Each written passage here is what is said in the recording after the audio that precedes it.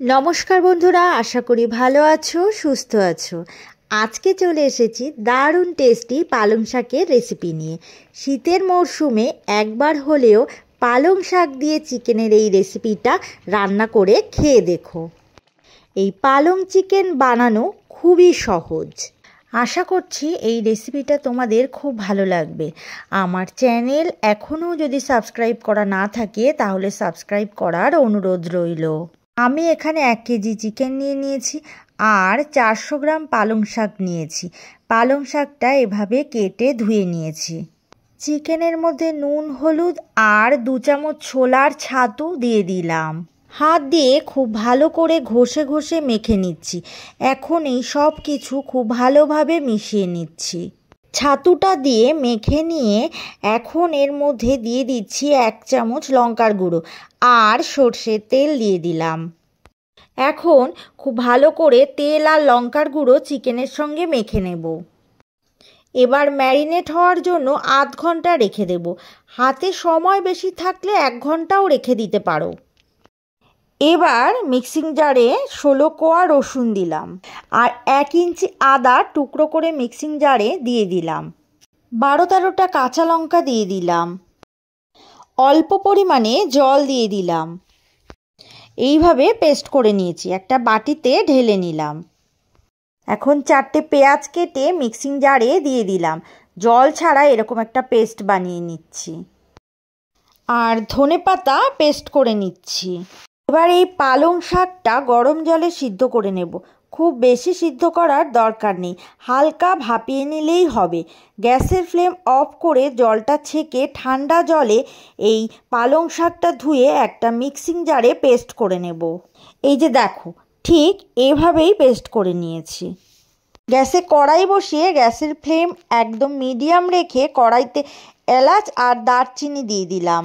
1-2 second শুকনো ভেজে নিয়ে তার মধ্যে সয়াবিন অয়েল দিয়ে দিলাম। তেলটা গরম হলে 1 চামচ পরিমাণ সাদা জিরে দিলাম।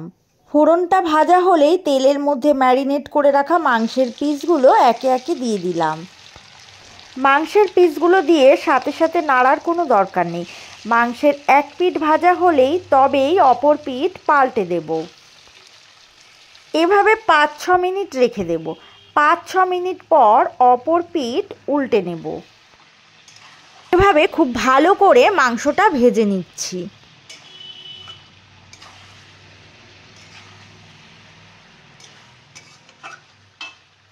এখন দিচ্ছি আদা, রসুন, কাঁচা লঙ্কা বাটা। এভাবে কষিয়ে নেব যতক্ষণ না পর্যন্ত আদা রসুনের কাঁচা গন্ধটা চলে না যায়। এখন দিচ্ছি পেঁয়াজ বাটা। পেঁয়াজ বাটা দিয়ে খুব ভালো করে নেড়ে নিচ্ছি।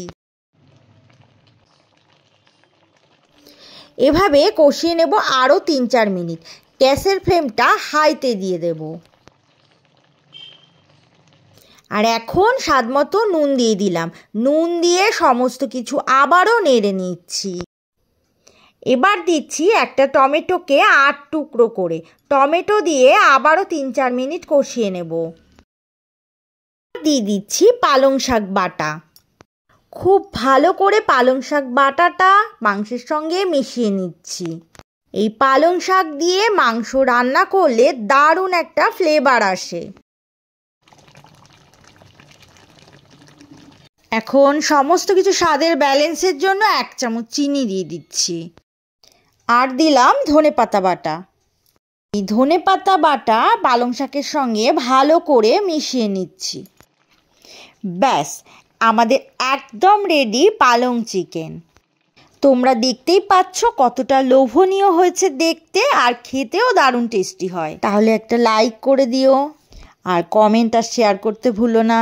এতক্ষণ আমার সাথে থাকার জন্য অনেক অনেক ধন্যবাদ। আরও নতুন নতুন রেসিপি নিয়ে চলে আসবো। সুস্থ থাকো, ভালো থাকো।